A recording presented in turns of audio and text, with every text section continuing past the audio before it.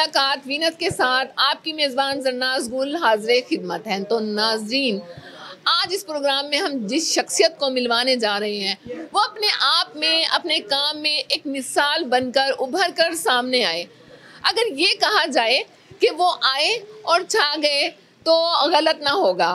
उन्होंने बहुत कम वक्त में कामयाबी की, शोहरत की बुलंदियों को छू लिया।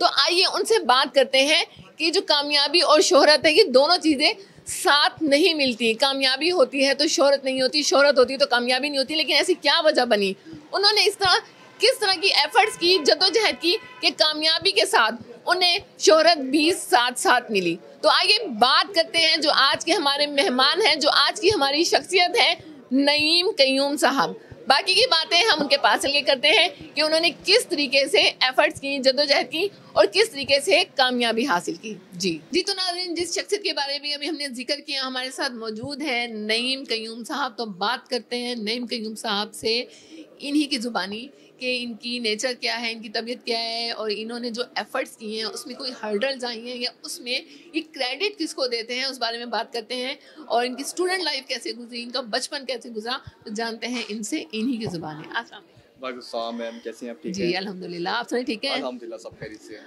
अच्छा नईम साहब, आज आप जिस मकाम पे हैं, कामयाबी भी आपके पास है, शोहरत भी आपके पास है, तो क्या समझते हैं, किस तरह से देखते हैं इसे?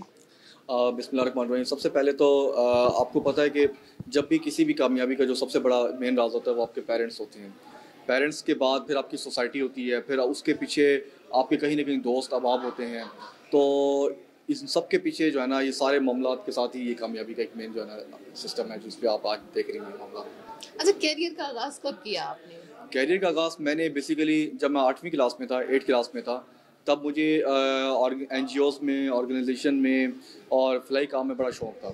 तो पेरेंट्स मना करते थे कि आप जो है ना इस एक्टिविटीज़ की तरफ ना जाएं, आप स्टडी की तरफ फोकस करें। लेकिन ये था कि मैं चाह रहा था कि नहीं, कहीं ना कहीं मुझे मेरी सोसाइटी को मेरी ज़रूरत है। तो उस स्टेप पे फिर मैंने 8 क्लास में मैं जो स्पोर्ट्स एक्टिविटी किया करता था, वहीं पर मैं अपने दोस्तों के साथ मिलके अपने मोहल्ले में एक कमेटी बनाई जहां हम लोगों की मदद किया करते थे। ऐसे समझ लिए कि हम लोगों को राशन प्रोवाइड करते थे और कहीं ना कहीं जहां हमें पता है कि यहाँ पर मंथली देना है, वहाँ हम दोस्त सब मिल के हम वो किया करते थे। तो उस सिलसिले से जो है ना अपनी लाइफ का मेन आगाज़ किया, वहीं से लर्निंग की और बहुत सारी चीज़ें हमने फेस भी की मामलात में। आपको पता है कि जब आप सोसाइटी में आप पब्लिकली अपने अगेंस्ट निकल रहे होते हैं, ठीक है, और तो आपको बहुत सारी जो है ना चीज़ें नई मार्केट में फेस करने को मिलती हैं। लोग आपको रिजेक्ट कर रहे होते हैं कि आप ये फजूल काम छोड़ के अपनी स्टडी को फोकस करें, अपने फ्यूचर को स्कोप करें। तो मैं अपने फ्यूचर को नहीं देखता था, मैं समझता था कि सोसाइटी को मेरी ज़रूरत है और हमेशा मैं हर मैदान में अपनी सोसाइटी के साथ खड़ा हुआ हूँ। तो जहाँ पर स्पोर्ट्स के मैदान रहे हैं, मैंने हमेशा स्पोर्ट्स में सबसे ज़्यादा अपने इलाके के अंदर ग्राउंड्स बनवाए और स्पोर्ट्स एक्टिविटीज़ करवाई। और जहाँ मुझे पता है कि डिबेट्स कंपटीशन, नातिया मुकाबले, जहाँ पर अब हमारा इस्लामिक इन्वायरमेंट होना चाहिए, तो वहाँ मैंने ये एक्टिविटीज़ करवाई।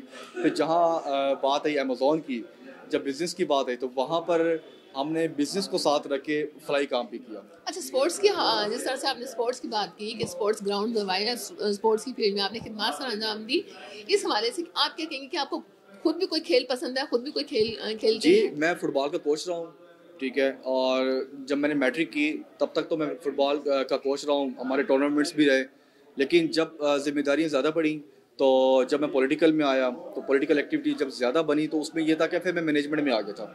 फिर स्पोर्ट्स के जो है ना, फुटबॉल के टूर्नामेंट हो रहे हैं, तो क्रिकेट के टूर्नामेंट हो रहे हैं, तो हमें मुल्तान लेवल पे, साउथ पंजाब लेवल पे हमने मेगा प्रोजेक्ट्स करवाए ताकि यूथ को हम कहीं ना कहीं हम इंगेज कर सकें पॉजिटिव एक्टिविटीज़ पर।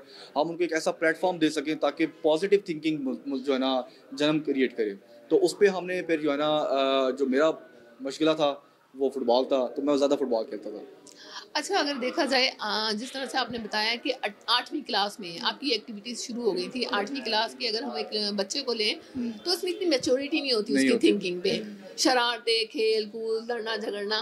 तो उसके पीछे क्या रीज़न थी कि आपने इस तरह से सोचा और इस तरह से खिदमत सर अंजाम दी और इस तरह से आपने अपने करियर का आगाज़ किया, क्या वजह थी? इसमें जो मेन चीज़ होती है ना, हर इंसान के पीछे कोई ना कोई आपका एक ऐसा एक्सीडेंट होता है, जिस तरह रोड एक्सीडेंट होता है। कहीं ना कहीं हर इंसान की लाइफ में एक ऐसा टचिंग इन्वायरमेंट आता है जहां आप फील कर रहे होते हैं कि ये ऐसे नहीं, ऐसे होना चाहिए, ये अगर ऐसे होता तो शायद आज हम बेहतर होते। आज हम पाकिस्तान के अंदर लिविंग स्टाइल, मेरा जो है ना, मेरा सोच, मेरा एजुकेशन लेवल, मेरा मेरा हेल्थ इन्वायरमेंट एक ऐसा होना चाहिए था कि जिससे मुझे लगता है कि बाकी लोगों से मैं बहुत पीछे हूँ। तो मुझे लगता था कि हमारी सोसाइटी में जहाँ मेरी जहाँ परवरिश हुई, जहाँ मेरा एरिया इलाका था, तो मुझे ऐसा लगता था कि शायद हम पाकिस्तान पूरी दुनिया से बहुत पीछे हैं। हमें हमें वो लेवल नहीं दिया गया कि जो पाकिस्तान को दुनिया के लेवल पे होना चाहिए। तो मुझे लगा कि हमें ही इस पे आना पड़ेगा, हमें ही स्पोर्ट्स को मुल्तान के अंदर, साउथ पंजाब के अंदर हमें इसको एक बड़े लेवल पे लेके जाना चाहिए। और फिर मुझे लगा कि एजुकेशन इन्वायरमेंट को वो होना चाहिए जिस तरीके से यूएसए के अंदर है, अमेरिका के अंदर है, जहाँ पर बच्चों को जो उनके जो एजुकेशन लेवल है वो बेसिकली टास्क होते हैं। तो मुझे लगता है कि हमें एजुकेशन सिस्टम को यूँ लेके जाना चाहिए। तो इस पे फिर मैंने डिफरेंट टास्क क्रिएट किए, एजुकेशन में जाकर मैंने सेमिनार कंडक्ट करवाए, वहाँ पर डिफरेंट एक्टिविटीज़ करवाएं, ताकि बच्चों को स्टडी के साथ साथ एक्स्ट्रा जो है ना डिफरेंट प्रोजेक्ट्स पे लेके जाना चाहिए। अच्छा, फिर जिस वो तरह मेरा से सिलसिला स्टडी शुरू की हुआ। आपने बात की, स्टूडेंट लाइफ के हवाले से अगर बात की जाए तो स्टूडेंट लाइफ के हवाले से आपने लाइफ कैसे गुजारी? स्टूडेंट्स लाइफ शरारती थे, झगड़ालू थे, लड़ना झगड़ना, या इसी तरीके से पोलाइट? बेसिकली ये था कि मैट्रिक तक तो मैं बिल्कुल ही शरीफ था, बिल्कुल ही कुछ पता नहीं था, कॉन्फिडेंस भी इतना ज़्यादा नहीं था, क्योंकि अभी हम ना ग्रो हो रहे थे, मार्केट में अभी हम निकल रहे थे। तो कॉलेज लाइफ भी हमने कुछ शरारतें भी की, लेकिन ये है कि वो हमने दोस्त लेवल पे जो हमारे कम्युनिटी थी, लेकिन ये है कि हमने उस शरारतों से पॉजिटिविटी एक्टिविटी ज़्यादा की। और पॉजिटिविटी का ये था कि हम पढ़ाई की तरफ फोकस कम, तो बाकी एक्टिविटीज़ की तरफ ज़्यादा होता था। कि हमें इवेंट्स, कोई फंक्शन हो रहा है तो हमने फंक्शन की तरफ ज़्यादा एंजॉय करना, फंक्शंस को खुद हम अरेंज करते थे और कॉलेज के साथ मिलके हम कोलैबोरेट करते थे, और वो जो स्टेज का जो सारा निज़ाम था वो हम संभालते थे। तो ये शुरू से ही शौक था कि लीड जो है ना लीडिंग पावर मेरे पास आए। तो लीडरशिप की जो क्वालिटी थी वो शुरू से ही मैनेजमेंट थी। क्लास के अंदर अगर कोई फंक्शन हो रहा है, कोई छोटी सी पार्टी अरेंज करनी है, तो वो मुझे आगे करते थे। कोई छोटा मोटा कोई मसला मसाइल है वो मैं आगे करता था। पढ़ाई में मैं बिल्कुल ही ऐसे समझ लें कि ना होने के बराबर था। तो खैर ये है कि हर इंसान की अपना एक टैलेंट होता है। तो पेरेंट्स, मैं इसमें ये समझता हूँ कि पेरेंट्स को ना यहाँ पर जो किरदार अदा करना चाहिए वो ये करना चाहिए कि जो बच्चे का जो थिंकिंग है ना, जो बच्चा बार बार कर रहा होता है, आप उसको निकाल कर बच्चों को उसकी तरफ लेके जाएं, ताकि बच्चा उस पर महारत हासिल करे, मार्केट पे उस पर अपना नाम बनाए, उसको इतना पॉलिश करे कि वो दुनिया लेवल पे लेके जाए।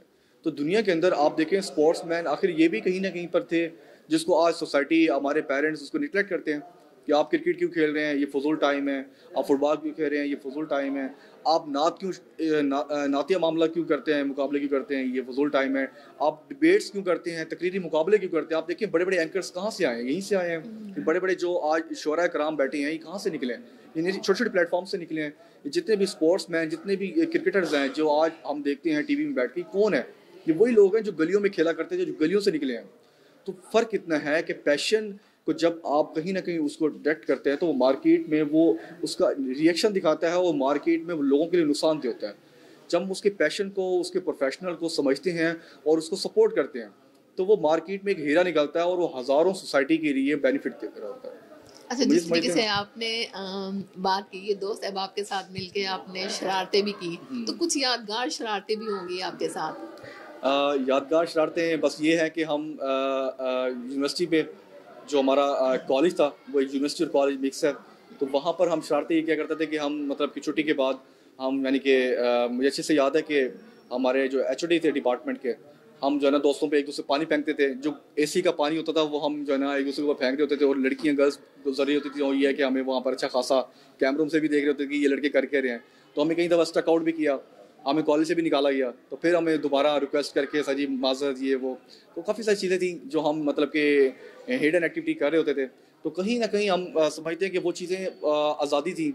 हमें लगता था कि शायद हमें यहाँ कुछ ज़्यादा आज़ादी मिल गई है और हम उस पर मतलब जितना भरपूर तरीके से कॉलेज लाइफ को एंजॉय कर सकते हैं कम टाइम में, वो हमने किया।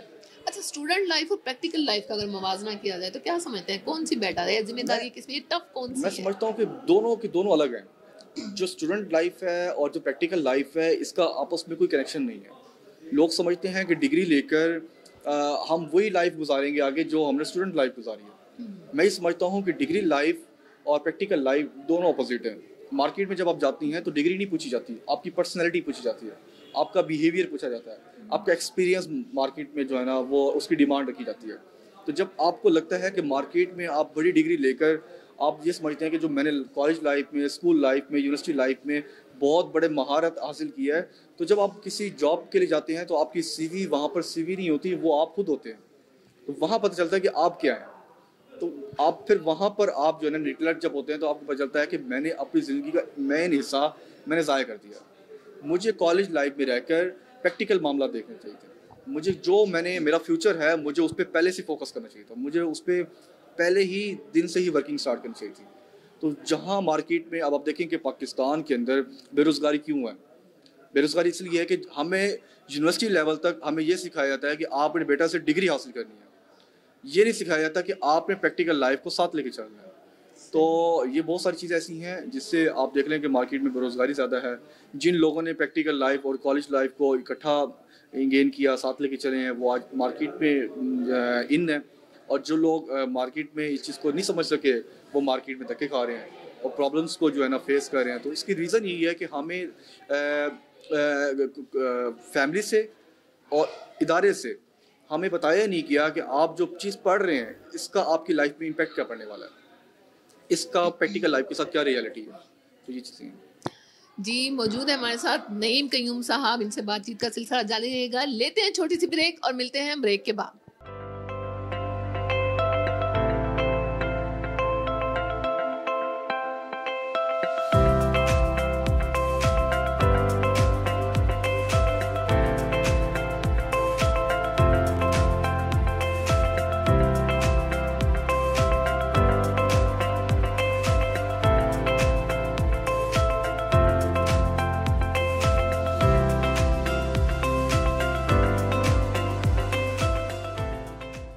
जी, वेलकम बैक। मौजूद हमारे साथ नईम कयूम साहब, इनसे बातचीत का सिलसिला दोबारा शुरू करते हुए इनसे इनके बारे में पूछते हैं और जानने की कोशिश करते हैं कि इनकी आदत, इनके मशागिल लड़कपन के ज़माने में क्या रहे और अब क्या उनके लिए टाइम मिलता है, और अब इनकी मसरूफियात किस तरीके से अपना टाइम गुजारते हैं, क्या क्या मसरूफियात हैं। मसरूफियात तो इतनी ख़ास नहीं होती, बस ये होता है कि फैमिली को टाइम नहीं दे पाते, क्योंकि अब तो फैमिली की तरफ से जब से बिजनेस में आए हैं, एक कैंपस पे दूसरा कैंपस पे तीसरा कैंपस बना लिया है, तो अब ये होता है कि 3-3 दिन हम फैमिली को टाइम ही नहीं दे पाते। अक्सर ऐसे लगता है कि अपने आप को भी टाइम नहीं दे पा रहे। तो अभी तो टाइम ये है कि अभी तो टफ टाइम चल रहा है अपनी लाइफ के अंदर, और कोशिश ये है कि आगे भी मसरूफियात रखा जाए, लेकिन कुछ ना कुछ टाइम अपने लिए निकाला जाए। अच्छा, जिस तरीके से आपने बात की थी लीड करने की, कमांड करने की, और माशाल्लाह से आप लीड और कमांड ही कर रहे हैं, 3-3 कैंपस है आपके शहर में, तो मतलब इतने सारे स्टूडेंट्स को मैनेज करने के लिए आप क्या समझते हैं कि स्ट्रिक्टली एटीट्यूड होना चाहिए? उनके साथ किस तरीके से एटीट्यूड है? क्या मतलब आपके आते ही कैंपस में सन्नाटा छा जाता है, जो स्टूडेंट्स होते हैं वो डर जाते हैं कि नईम साहब आ गए, नईम साहब आ गए, या मतलब आप पोलाइट तबीयत के हैं, या उनको डील करने के लिए आप किस तरीके से मैनेज करते हैं? अच्छा, तरबियत की जो मामला है ना, वो ये है कि पोलाइटली मैं हमेशा रहा हूँ, ठीक है, और ना मुझसे होती नहीं है, लेकिन ये कि जब से बिजनेस में नजायज फायदा उठाते हैं, तो ये बहुत सारी चीज़ें देखने के बाद अब ये होता है कि आप जब स्टूडेंट के सामने आते हैं या स्टाफ के सामने आते हैं, तो आपको फेस बदलना पड़ता है कि आप बिल्कुल ही सीरियस हैं और आप बोलते नहीं हैं, आप एक किस्म के खड़ूस टाइप इंसान हैं। तो वो एक बिजनेस के अंदर आकर कुछ ना कुछ आपको अपने आप को चेंज करना पड़ता है। तो ऐसा समझ लें कि आप जब मैं फ्रंट पे स्टाफ के सामने या कभी हमारे इवेंट्स चल रहे हों, तो बिल्कुल, ताकि बच्चा हमें इजी ना ले, बच्चा हमारे नाजायज़ किसी भी चीज़ से नाजायज़ फ़ायदा ना उठाए और अपना फ्यूचर कहीं ना कहीं हमारे मामला पे ख़राब ना कर जाए। तो जितना स्ट्रिक्टली इन्वायरमेंट होता है, कहीं ना कहीं हम उसको प्रोवाइड भी करते हैं ताकि बच्चा इजी भी रहे, उससे उस बच्चे का ज़्यादा फ़ायदा होता है। अच्छा, थोड़ी सी बात करते हैं कि आपने बात की थी कि हम पढ़ते कुछ हैं और हमारा प्रोफेशन कुछ होता है, तो ये मतलब शुरू से हमें शऊर आगाही नहीं होती, वालिदैन को भी नहीं होती और बच्चों को भी नहीं पता होता। आपकी क्वालिफिकेशन या आपकी स्टडी के बारे में अगर बात की जाए, तो क्या वो आपकी फील्ड से मैच होती है? आप प्री प्लान इस फील्ड में आए या आपका अचानक माइंड बना, ये किस तरीके से सोचा आपने? मुझे ऐसा लगता है कि मैं हर जगह पर ना, हर स्टेप पे मुझे ऐसा लगता है कि कहीं ना कहीं मैं हाथ आती हूँ। मैं आईटी फील्ड में आया हूँ तो मुझे लगता है मैं हाथ आती हूँ, क्योंकि मेरा आईटी फील्ड बिल्कुल भी मेरा शोबा नहीं था। मैंने आईसीएस की तो किसी के कहने पे की, अबू जी की किसी दोस्त के कहने पे की। मैंने बीएससी कंप्यूटर साइंस की इसलिए की कि आईसीएस थी, तो इसलिए मुझे आगे भी जो है ना कंप्यूटर साइंस ही करना पड़ा। तो मुझे भी वहाँ पर मजबूरन, क्योंकि मुझे कंप्यूटर से बिल्कुल भी आज भी मैं अगर कहूँ तो मुझे इतना ज़्यादा इंटरेस्ट नहीं है। मेरा जो शोबा था वो था कि मईशत को लेके चलना। इकोनॉमिक्स का ज़्यादा सब्जेक्ट था और हिस्ट्री से ज़्यादा मैं वाकिफ़ था कि हिस्ट्री का पढ़ने का, मुझे लिटरेचर पे बहुत ज़्यादा फोकस करता था। पॉलिटिकल इन्वायरमेंट में मुझे बहुत ज़्यादा मैं कंफर्टेबल रहता हूँ। मैं समझता हूँ कि पॉलिटिशियंस के अंदर यूथ का जो किरदार है ना, वो बहुत ज़्यादा होना चाहिए, और मैं फिर ये भी समझता हूँ कि मेरा भी होना बहुत ज़रूरी है, तो कहीं ना कहीं मेरा आईटी का इससे कोई वो नहीं है। ये ऐसे समझ लें कि मैं हाथ साथी हूँ, और हाथ साथी में रह के भी ये कि अब मुझे इस प्रोजेक्ट से, इस चीज़ से मुझे मोहब्बत होने लगी है। अब इसमें ये होता है कि आपकी वजह से जब हज़ारों लोगों को, नीचे लोगों को आपकी वजह से रोज़गार पहुँच रहा हो, तो आपको कहीं ना कहीं मोहब्बत होने लगी थी कि यार कहीं ना कहीं मेरे एक स्टेप से 10 लोगों का किचन चलता है, तो मेरे दूसरे स्टेप से 20 लोगों का। तो अब मुझे ऐसा लगता है कि मुझे पॉलिटिशियन की बजाय इस पर ज़्यादा फोकस करना चाहिए कि पॉलिटिशियन में भी तो मेरी यही कैंपेन है ना कि हमने लोगों को रोज़गार देना है, प्लेटफॉर्म मुहैया करने हैं, तो क्यों ना कोई मैं इकोनॉमिकली मामला में क्यों ना ज़्यादा फोकस कर लूँ। तो आईटी का प्रोजेक्ट अब अमेज़ॉन पे काम कर रहे हैं और भी डिफरेंट प्रोजेक्ट हैं, तो मैं समझता हूँ कि हम इस प्रोजेक्ट पे ज़्यादा फोकस करें। इसको पाकिस्तान की बहुत ज़्यादा नीड है। फिजिकल आप देख लें कि कारोबार बिल्कुल ही ठप हो चुके हैं। आपकी महंगाई की वजह से अब पीकेआर को आप पेट्रोल पे कन्वर्ट नहीं कर सकते, उसको आप कैप्चर नहीं कर सकते। लेकिन मैं अगर डॉलर को पेट्रोल पे लगाऊं तो मेरे लिए वो $1 है। मैं $1 से अपने 1 लीटर पेट्रोल डलवा सकता हूँ। तो अब मुझे ये कैंपेन चलानी पड़ रही है कि पाकिस्तान के नौजवानों को डॉलर में कमाना पड़ेगा, पीकेआर में खर्च करना पड़ेगा, ताकि वो अपने फाइनेंशियली मामला स्ट्रॉन्ग करें। जब आपके फाइनेंशियली मामला स्ट्रॉन्ग होंगे, इट्स मीन कि आप सोसाइटी के अंदर अच्छे तरीके से सर्वाइव कर रहे हैं। आपका लिविंग स्टाइल अच्छा होगा तो आप लोगों के लिए बेहतर सोच सकते हैं। जब आप अपने ही किचन से नहीं निकल सके तो आप लोगों के लिए कैसे करेंगे काम। तो मैंने 3-4 साल जब मैं लोगों से स्पॉन्सर्स इकट्ठे करता था, और लोगों से स्पॉन्सर इकट्ठे करने के बाद एक इवेंट अरेंज करता था, और उसका अल्टरनेट ये निकलता था कि बस हमने चंद लिंक बनाए, उसमें एफर्ट्स हुई, कोई ना कोई रिजल्ट निकला, लेकिन एट द एंड यही था कि फाइनेंशियली मामला बहुत वीक थे। तो आपकी सोसाइटी को चलाने के लिए कहीं भी आपने कोई काम करना है तो फाइनेंशियली तो आपका पहला स्टेप है।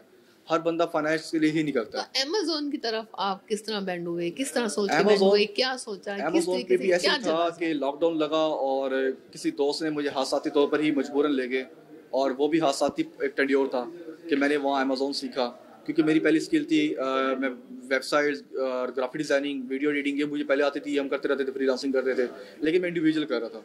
तो मैंने अमेज़न सीखा कि भाई अमेज़न पे भी आए, अमेज़न भी एक है। तो फ्रंट पे आना ये मेरा बिल्कुल प्लान नहीं था कि अमेज़न को मार्केट में लेके आऊँ, मुल्तान पे लेकर आऊँ, फिर मुल्तान से आगे निकलने की कोशिश करूँ। तो ये एक ऐसा टेंड्योर था कि जिसमें दोस्तों का ही काम रहा। दोस्तों ने कहा नहीं यार आपको आना पड़ेगा क्योंकि आपका सोशल सर्कल बड़ा है, तो आप आएंगे तो आप बजाय ये कि फलाई काम औरों में करें, आप जो है ना राशन देने के बजाय उनके बच्चों को हुनर सिखाएं। तो फिर मैंने क्या किया कि पहला बैच लॉन्च किया, उसमें मैंने 50 से प्लस बच्चे जो है ना मैंने कोटा रखे जो बिल्कुल फ्री ऑफ कॉस्ट पढ़े हैं। और बहुत सारी बच्चियाँ, बहुत सारे बच्चे मेरे आज भी स्टूडेंट हैं, और मुझे अच्छे से याद है कि वो आजकल बच्चे जो है ना कम से कम मिनिमम 2 लाख कमा रहे हैं, मिनिमम। ठीक है, बहुत सारी सक्सेस स्टोरीज हमारी वेबसाइट पे भी मौजूद हैं, फेसबुक पे भी मौजूद हैं कि बच्चे बच्चियाँ जिन लोगों को हमने फ्री ऑफ कॉस्ट सिखाया, वो बच्चे आगे सैकड़ों बच्चों को पढ़ा भी रहे हैं और ख़ुद भी अपना जो है ना सोर्स ऑफ इनकम कमा रहे हैं। तो ये टेंड्योर पे मुझे पसंद आया और हमें लगा कि कहीं ना कहीं इस प्रोजेक्ट पे ज़्यादा फोकस करना चाहिए। अब इस मुल्तान के अंदर हम अमेज़न को ही टॉप पे लेके जा रहे हैं और कोशिश कर रहे हैं कि इंटरनेशनली जितने भी प्रोजेक्ट्स हैं हम उसकी अवेयरनेस साउथ पंजाब में दें कि भाई आप लोग, आप मैट्रिक करें, आप मैरिड हैं, आप इनमैरिड हैं, आप कुछ भी हैं, आप बैंक मुलाजिम हैं, आप मीडिया एंकर हैं, कुछ भी हैं, अपना जो साइड बिजनेस है वो आईटी रखें, चाहे छोटी स्किल क्यों नहीं। आप कंटेंट राइटिंग है, आपको बोलना अच्छा आता है, आप मैथ के अच्छे टीचर हैं, आपको शायरी लिखनी आती हैं, आप फाइवर पे जाएं, वहाँ पर आप देखेंगे दुआ मांगने के पैसे ले रहे हैं। आपने दुआ मंगवानी है तो आप $5 देंगे, 2 मिनट की दुआ। आपने अच्छी दुआ मंगवानी है तो इतने पैसे। इट्स मीन कि इंटरनेशनल मार्केट में आपकी कोई भी स्किल है वो मार्केट में बिक रही है, कहीं ना कहीं आप कमा रहे हैं, तो हमें इस तरफ क्यों नहीं जाना चाहिए। तो अब हमारा ये प्लान है कि जो मैरिड हैं उन लोगों को हम लेकर आए, जो बच्चियाँ जो फीमेल्स घर में बैठकर और कुछ नहीं कर रही, फ्री हैं, उनको हम बताएं कि आप ई कॉमर्स की इंडस्ट्री में कैसे आप कदम रख सकती हैं, अपने फाइनेंशियली मामला किस तरह स्ट्रॉन्ग कर सकते हैं। जो बच्चियाँ ऑफिस में तंग हैं, जो समझते हैं कि हम कंफर्टेबल नहीं हैं, तो वो स्मार्ट स्किल्स की तरफ जाएँ, और इससे आपकी मईशत, आपके फैमिली इन्वायरमेंट, आपका सोसाइटी सिस्टम, आपका पाकिस्तान लेवल पे जितना भी आप जितने मसाइल में चल रहे हैं, अब इन चीज़ों से फ़ौरन बाहर निकल आएंगे। अच्छा नईम साहब, एक चीज और मुझे बताइएगा कि जहाँ जहाँ अमेज़न का जिक्र आता है, हमारा नईम कय्यूम का जिक्र लाजमी आता है, इसकी क्या वजह है? ये तो, और बाकी लोग भी तो इंस्टीट्यूट चला ही रहे हैं ना ये सोसाइटी की मोहब्बत है, ये मुल्तान वालों की मोहब्बत है कि वो इस चीज़ को समझते हैं। इसमें ये है कि हमने जिस तरीके से मुल्तान के अंदर कैंपेन चलाई, जगह जगह हमने एड्स चलाई, सेमिनार्स किए हैं, वर्कशॉप किए हैं, वो ऐसे समझ लें कि वो अब देखें कि यूथ की मोहब्बत है, और एजुकेशन इदारों में जितने डायरेक्टर्स हैं, प्रिंसिपल्स हैं, वो लोग हमसे मोहब्बत करते हैं। उनको पता है कि यार ये बच्चे इनमें कुछ करने की पावर है, ये सोसाइटी के लिए कुछ करना चाहते हैं। ये वो लोग नहीं है जो आके लोगों से कहेंगे भाई ये कर दो वो कर दो, बस आप अपना टाइम पास करो, पैसा निकालो साइड पे। तो हम कोशिश करते हैं कि जहाँ हम 50 बच्चों को पढ़ा रहे पेड, तो वहाँ 50 बच्चा फ्री पढ़े हमसे। तो इसकी वजह से शायद वो अल्लाह ताला ने कुछ इज़्ज़त दी है। मैं समझता हूँ कि जिसकी के पीछे यही वजह है कि हम लोगों के लिए भला करना चाह रहे हैं। तो उस सोसाइटी उस प्रोजेक्ट की वजह से आज अल्लाह पाक ने इतनी इज़्ज़त दी है। अच्छा नईम साहब, एक क्वेश्चन मैं अमेज़न के हवाले से करना चाहूँगी। अगर किसी चीज़ की मईशत का एक असूल है कि किसी चीज़ की मिकदार ज़्यादा हो जाती है, बहुतात ज़्यादा हो जाती है, तो उसकी वैल्यू कम हो जाती है, डिमांड कम हो जाती है। तो अब देखने में ये आ रहा है कि मतलब यूथ जितनी भी है उनका झुकाव अमेज़न की तरफ बहुत है। अब हर कोई अगर अमेज़न सीखने लगेगा तो क्या अर्निंग पे कोई असर होगा? जी, इसमें मैं एक बात ऐड करना चलूँ। इंटरनेशनल मार्केट में अमेज़न 198 कंट्रीज से ज़्यादा ममालिक में अमेज़न है। यूएसए है, यूके है, ऑस्ट्रेलिया है, कनाडा है, आपकी और भी बहुत सारी कंट्रीज़ हैं। जितने भी गोरे हैं, जितने भी बाकी पाकिस्तानी फॉरेन कंट्रीज़ के लोग हैं, उन लोगों के पास टाइम नहीं है। वो लोग ये कहते हैं कि हम एक वर्चुअल असिस्टेंट हायर करें, जिसे हम वीए कहते हैं, हम उन लोगों से काम लें। वो बेसिकली बाकी बिजनेसेस को देख रहे होते हैं। इंडियन, पाकिस्तानी और बाकी बंगाली हैं। हम ये वो लोग कंट्री हैं जो लोअर कंट्रीज़ हैं, जिनको वो ये समझते हैं कि इनको सस्ते में हायर करके इनसे हम अच्छा कमा लें। ठीक है, तो उन लोगों के पास टाइम नहीं है, हमारे पास टाइम है। उन लोगों के पास ऐसे समझ लेंगे स्किल नहीं है, हमारे पास स्किल है। वो हर चीज़ को जानते हैं, समझते हैं, लेकिन वो कहीं ना कहीं ये देख रहे होते हैं कि हम अपना काम लोगों से करवाएं। ग्राफिक डिज़ाइनिंग उनको आती है, हर चीज़ आती है, लेकिन वो आपको हायर क्यों करते हैं? उनके पास टाइम नहीं है, वो बाकी प्रोजेक्ट्स को देखते हैं। तो ये देख लें कि आपके पाकिस्तान की अगर पूरी कौम मिल के भी अगर अमेज़न पे सर्विसेज दे, तो आपकी अमेज़न की जितनी बड़ी इंडस्ट्री आप उसको पूरा नहीं कर सकते। तो ये तो लोगों का मिसकंसेप्ट है। कितने मार्केट में रेडी होंगे? 1 लाख 2 लाख लोग रेडी हो चुके होंगे, 10 लाख रेडी हो चुके होंगे। अभी मार्केट में ये देख लें कि इतना मार्केट में स्पेस मौजूद है कि जितना मार्केट में वीए तैयार हो रहा है, उतना ही इन्वेस्टर मार्केट में रेडी हो रहा है। अगर आप 10,000 इंडस्ट्री मार्केट में पर मंथ रेडी करते हैं, कहीं ना कहीं 5,000 10,000 इन्वेस्टर रेडी होता है जो चाहता है कि मेरा बिजनेस, ये मेरा पैसा है और मार्केट में लॉन्च करें। तो कभी भी आप इस मार्केट को फुल नहीं कर सकते। हाँ, ये हो सकता है कि जो एक बच्चा 100 अकाउंट चला रहा था, उसका source of income 10 lakh 20 lakh था, वहाँ आप उसको 50 अकाउंट मिल रहे होंगे। लेकिन ये नहीं है कि आपके पास स्टोर है, आपके पास सर्विस स्किल है, आपके पास कोई क्लाइंट नहीं है। इम्पॉसिबल। जो ये समझता है कि मेरे पास स्किल है, क्लाइंट नहीं है, मैं कुछ कमा नहीं रहा, ये उसकी अपनी गफलत है। कहीं ना कहीं उसकी कहीं ना कहीं नाअहली है, या वो मार्केट को टारगेट सही से नहीं कर पा रहा, या उसकी ट्रेनिंग में ये चीज़ बताई नहीं कि आपने मार्केटिंग कैसे करनी। आप अमेज़न की इंडस्ट्री को पूरा नहीं कर सकते।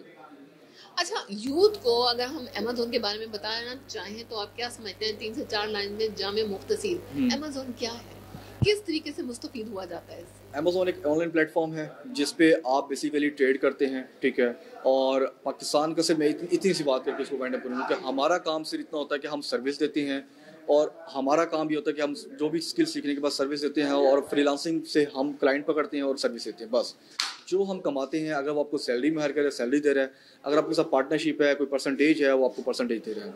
इतनी सी बात है। अच्छा, अमेज़न के हवाले से कैंपस कितने हैं आपके शहर में? मुल्तान के अंदर हम बेसिकली 3 कैंपस हैं और 2 एजुकेशन बड़े ब्रांड हैं जिनके साथ हमारी कोलैबोरेशन है, और बाकी 3-4 और ऐसे पेंडिंग पे हैं जिनके साथ हमारी कोलैबोरेशन होने जा रही है।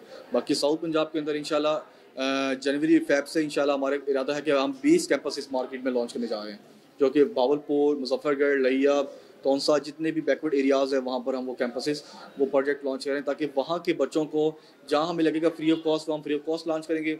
जहाँ पर पेइंग कैपेसिटी होगी वहाँ से हम चार्ज करेंगे। अच्छा, आपके कैंपस के थ्रू कितने बच्चे मुस्तफीद हो चुके हैं और कितने बच्चे मतलब पढ़ने के बाद स्टेबल भी हो चुके हैं, कमा रहे हैं? 1000 प्लस बच्चे ऐसे हैं जो कि ऑन द रिकॉर्ड हमारे पास मौजूद है, जो बच्चे हमसे पढ़ चुके हैं।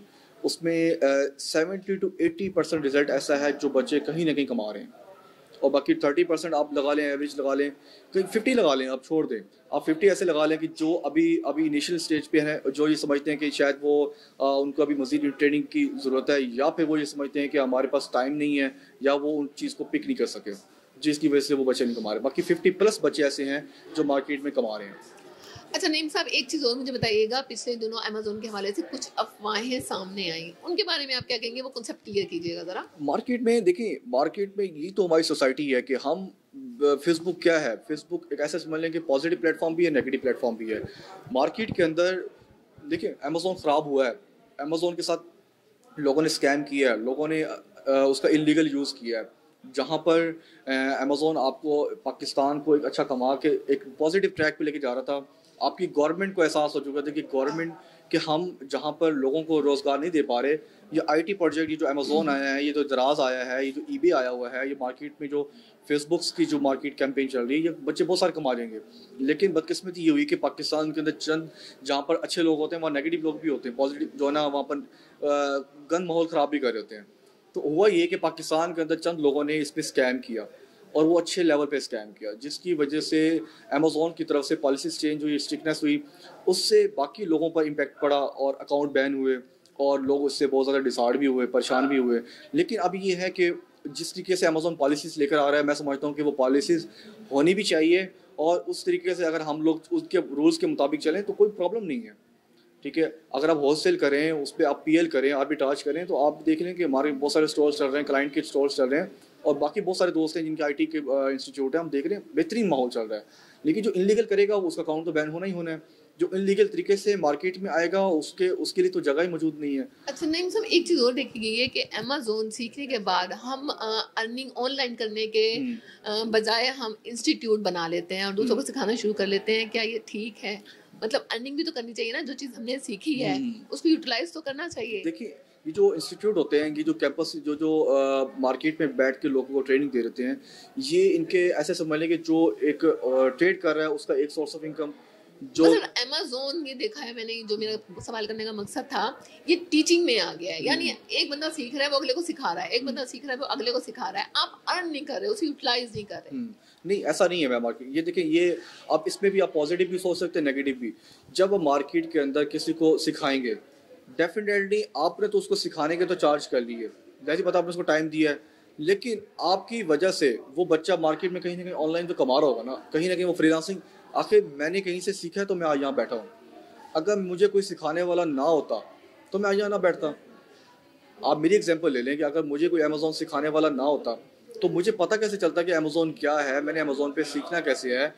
जो चीज़ मैं 2 साल में धक्के खा के कर बैठता, वो मैं बच्चों को 2.5 मंथ में ट्रेन कर रहा हूँ। मैं उसको 3 अच्छा, मंथ में पूरी अमेज़ोन की इंडस्ट्री ये रेडी क्या कर रहा हूँ। श्योरिटी है कि अगर अमेज़ोन सीखा जाए तो आगे आपका करियर रोशन है, ब्राइट है, आप स्टेबल हो जाएंगे? क्योंकि देखा गया है बहुत से लोग जो अमेज़ोन सीख चुके हैं, बहुत से लोगों की तो लॉटरी निकल आती है, ठीक है, वो बहुत अच्छे से कमा रहे होते हैं, लेकिन बहुत से लोग रो रहे होते हैं कि नहीं जी अमेज़ोन सीखा था, कोई फायदा नहीं हुआ। कोई इसकी क्या वजह है कि कुछ लोग कमा रहे हैं लेकिन कुछ लोग रो रहे हैं? देखिए, मैं समझता हूँ सब कमा रहे हैं, चंद लोग जो है ना नहीं कमा पा रहे। उसकी रीज़न ये है, जो जो कमाना चाहता है वो कमा रहा है मार्केट में सीख के, जो सीखना चाहता है वो कमा रहा है, जो नहीं सीखना चाहता है वो मार्केट में नहीं कमा रहा। हमारे पास बहुत सारे ऐसे स्टूडेंट्स हैं जो लोग सिर्फ बहाने बनाते हैं कि हमें ये नहीं बताया गया, हमें वो नहीं बताया गया, हम यूँ नहीं कर रहे, हमें वो मसला हुआ, वो मसला हुआ। हम जब उनका डाटा निकालते हैं, जब उनकी हम चैट निकालते हैं तो बिल्कुल ज़ीरो होती है टैप। उसका मतलब ये हुआ कि बच्चा खुद से सीखना नहीं चाह रहा। ठीक है, उसके साथ का जो बैच फैलो बच्चा है, उसकी चैट भी मौजूद है, उसकी असाइनमेंट्स भी मौजूद है, वो प्रोडक्ट्स निकाल भी रहा है, वो सोर्सिंग भी कर रहा है, वो क्लाइंट्स के स्क्रीनशॉट भी शेयर कर रहा है, सर आज मुझे ये रिस्पॉन्स है, सर आज मुझे ये रिस्पॉन्स है। उसका मतलब ये हुआ कि एक छत के नीचे 2 बच्चे बैठे हैं, एक बच्चा काम कर रहा है, उसको मार्केट में क्लाइंट मिल चुके हैं और वो कमा रहा है। एक बच्चा से सीख के टाइम वेस्ट करता है और वो ब्लेम कर रहा है कि मुझे ये नहीं किया, मुझे वो नहीं किया। तो डेफिनेटली उस बच्चे ने मार्केट में यही कहना है कि मुझे वहाँ से ये हो रहा है, मुझे वहाँ से वो हो रहा है, मुझे वहाँ से वो हो रहा है।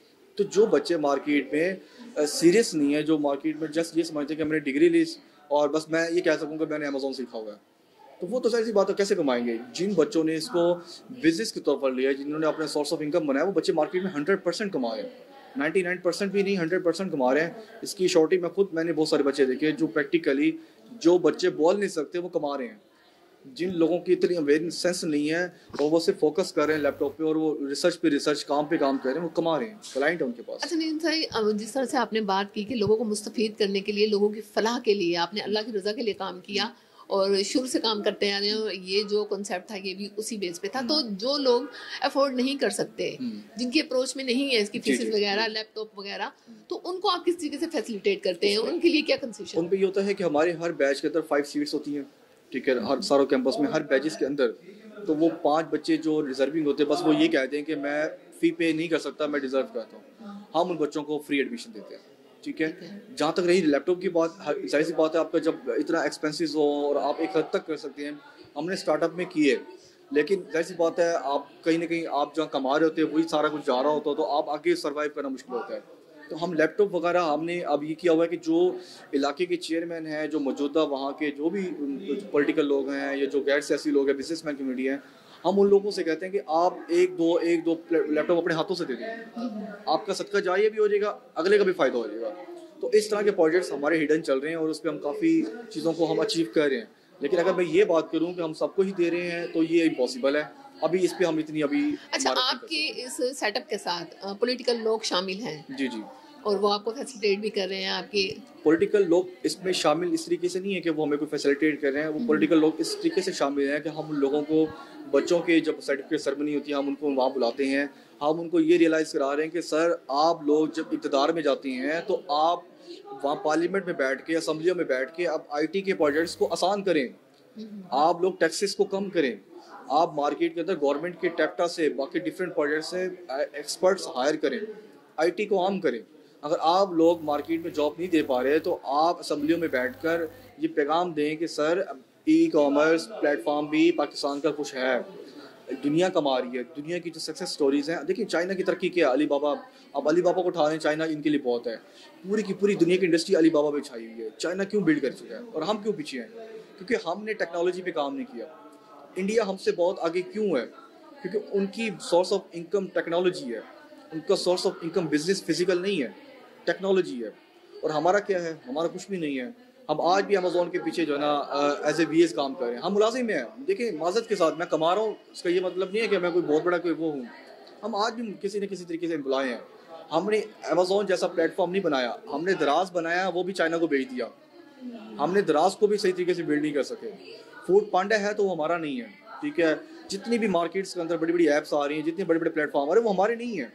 हम लोग अभी इंडिया पाकिस्तान का मैच हो जाए, आप देख लें कि मार्केट में शोर मच जाता है कि जी अब हम ये कर देंगे, हम वो कर देंगे। खेलने वाले सिर्फ 12 प्लेयर्स होते हैं। अगर आपको इतना शौक है कि आप मार्केट के अंदर इंडिया को टक्कर दे सके तो आप टेक्नोलॉजी भी टक्कर देना। आप ऐसे प्रोजेक्ट्स लॉन्च करें जिससे इंडिया को बताएं कि हम आपसे आगे हैं। तो हम इस पे नाकाम है, इस पे गवर्नमेंट भी कुछ नहीं कर रही है। पॉलिटिकल आपने बात की, तो क्या सियासत में इंटरेस्ट है? देखिए सियासत में इंटरेस्ट इसलिए नहीं कि मुझे कोई सियासतदान पार्टिसिपेट करने का, पार्टिसिपेट करने का बिल्कुल भी ना कभी इरादा रखा है, ना कभी बनना है। सियासत में रह के सियासी मामलात को डील करना है कि हमने लोगों को फैसिलिटेट करना है, हमने ऐसे लोगों को सामने लेके आना है जो हमारे लिए, हमारे हल्के के लिए पार्लियामेंट में बैठ के अच्छे डिसीजन करे। हमने ऐसे गंदे अंडे मार्केट में नहीं लेके आने जो मुल्क के हालात को बिल्कुल अब देख लें कि अब कहाँ तक जा चुका है। तो हमने ऐसे नौजवान लेके आने हैं जो अच्छी सोच के मालिक हो, जिनके पास इस तरह की कैपेसिटी हो कि वो मार्केट में, पार्लियामेंट में जाके, असम्बलियों में जाके अच्छी कानून साजी कर सकें। अब जिस तरह आपके हाथ से कई स्टूडेंट्स निकले हैं और आप माशाल्लाह से शहर के हर दिल अजीज पर्सन बनते जा रहे हैं, आपको मौका मिले सियासत में आने का लोगों की खिदमत के लिए, तो क्या कहेंगे? फिर भी नहीं आएंगे? मैं क्या नाम है, 4 लाख की आबादी में मौजूद नहीं होना चाहता।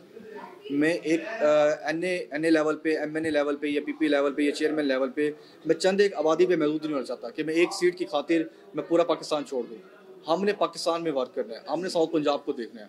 तो मुझे MNA MPA जो ना बन के नीली बत्ती लगा के गाड़ी घूमने का शौक नहीं है। मैं ये चाहता हूँ कि हमारे जो दोस्त अहबाब हैं, जो हमारे अच्छे लीडर हैं, हम उनको सपोर्ट करें। हमारे स्टूडेंट्स हैं, हम कैंपेन जाके चलाएं कि भाईजान इस लीडर को जो है ना आप वोट करें, और उससे हम बताएं कि भाई आपने हमारी बात भी करनी आगे। तो ये प्रोजेक्ट्स हमने इस तरीके से काम करना, नहीं कि हम खुद मैदान में आके महदूद हो जाएं और चलो जी हम अपने चक्रों में लगे रहें, अपने ही सियासी प्रोटोकॉल, अपनी जो है ना जेब खर्ची में लग जाए। हमने इस तरह के काम नहीं करने। हमने नौजवानों को बताना है कि अगर आपको वाकई ही शौक है तो आप बैक पे रह के काम करें, आपको फ्रंट पे आने की कोई जरूरत नहीं है। अच्छा, आपके स्टेनोर में कोई आप ही की तरह स्टूडेंट आपको लगा जो आप ही की तरह अभी तक तो मुझे नहीं मिला। अगर मुझे मिला होता तो शायद मेरे लिए आज बहुत सारे काम बहुत आसान हो चुके थे।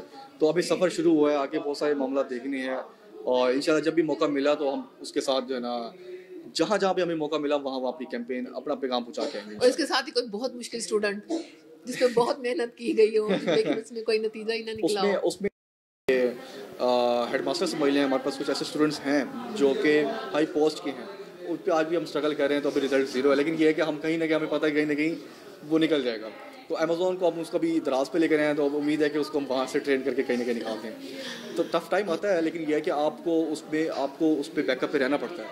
आप उसको सपोर्ट करते रहते हैं कि कहीं ना कहीं वो आप उस चीज़ को समझ जाए, वो आगे मार्केट में निकल जाए।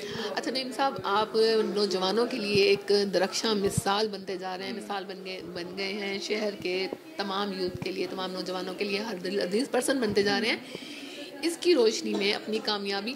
अच्छा एक चीज़ मुझे और बताइएगा, कामयाबी और शोहरत ये लाजिम व मलजूम नहीं कि कामयाबी है तो शोहरत है तो कामयाबी नहीं, लेकिन आपके पास ये दोनों चीज़ें हैं। इस हवाले से आप यूथ को क्या पैगाम देना चाहेंगे कि वो भी कामयाबियों की मंजिलों पर गामजन हो जाए, अपनी कोशिशों को जारी रखते हुए अपनी मंजिल तक पहुँचे? क्या पैगाम देना चाहेंगे? कामयाबी ये नहीं है कि मेरे पास आज कैंपसेस हैं, और ना ही शोहरत ये नहीं है कि मुझे लोग अच्छे अल्फाज में याद करते हैं। कामयाबी ये है कि मैं अपने नज़रिए पे डटा रहूँ और उस नज़रिए को मैं कंप्लीट कर जाऊँ। और शोहरत ये है कि मेरे मरने के बाद मुझे लोग अच्छे लफ्ज़ों में याद रखें। तो ना तो मैं अभी कामयाबी में हूँ, ना तो मैं शोहरत में हूँ, तो अभी तो मैं प्रोसेस में हूँ। तो अभी तो मैं प्रोसेसिंग डाटा में डाला गया हूँ, और मुझे ये प्रोसेस होने में मुझे लगता है कि मेरे 40-50 साल गुजर जाने हैं। तो ना तो मैं इसको कामयाबी समझता हूँ और ना ही मैं इसको शोहरत समझता हूँ। तो जो लोग इसको समझते हैं, मैं समझता हूँ कि उनका कोई नज़रिया नहीं है और उनका कोई मोटिव नहीं है, और उनकी वो चंद खुशियाँ हैं जो वो अपनी ख्वाहिशात को, अपनी लाज़मात को मर्ज करके मार्केट में इंजॉय कर रहे हैं। यूथ के लिए कोई पैगाम? यूथ के लिए ये पैगाम है कि टाइम कम है, मुकाबला सख्त है, मार्केट पे जितना जल्दी हो सके अपनी सोसाइटी के लिए, अपने पेरेंट्स के लिए कुछ कर जाएँ, वरना आगे का जो टफ टाइम है पाकिस्तान के अंदर बहुत मुश्किल होने वाला है, बहुत बुरा होने वाला है। मुश्किल नहीं, बहुत बुरा होने वाला है। तो जो लोग आज मैदान में ना उतरे, जिन्होंने इसको सीरियस ना लिया, वो मार्केट में बिल्कुल नज़र नहीं आएंगे आपको। और जिन्होंने इन चीज़ों को आज ही स्टेप ले लिया और आज कुछ करके दिखा गए, और 12-12 के घंटे की बजाय वो 18-18 घंटे दें और 6 घंटे सोएं, तो मैं समझता हूँ कि फ्यूचर और कामयाबी उनकी मुकद्दर है। थैंक यू जी। मौजूद है हमारे साथ नईम कयूम साहब। इनसे मज़े की बातें हुई, इनके करियर के बारे में, इनके स्टूडेंट लाइफ के बारे में, इनको जो हर्डल्स आए इनकी कामयाबी के रास्ते में, इन्होंने शोहरत कैसे हासिल की, स्टूडेंट्स के लिए क्या पैगाम है, और अमेज़ॉन से कितने लोग मुस्तफ़ीद हो चुके हैं, या अमेज़ॉन को इस महंगाई के दौर में किस तरीके से यूटिलाइज़ करके अपनी ज़िंदगी को आसान किया जा सकता है। तो इसके साथ ही अपनी मेज़बान जरनाज गुल को इजाज़त दीजिए। तो इसके साथ ही किसी नेक्स्ट प्रोग्राम में किसी और शख्सियत के साथ मुलाकात कराते हैं आपकी। तो इजाज़त दीजिए अपनी मेज़बान जरनाज गुल को। अल्लाह हाफिज़। पाकिस्तान जिंदाबाद।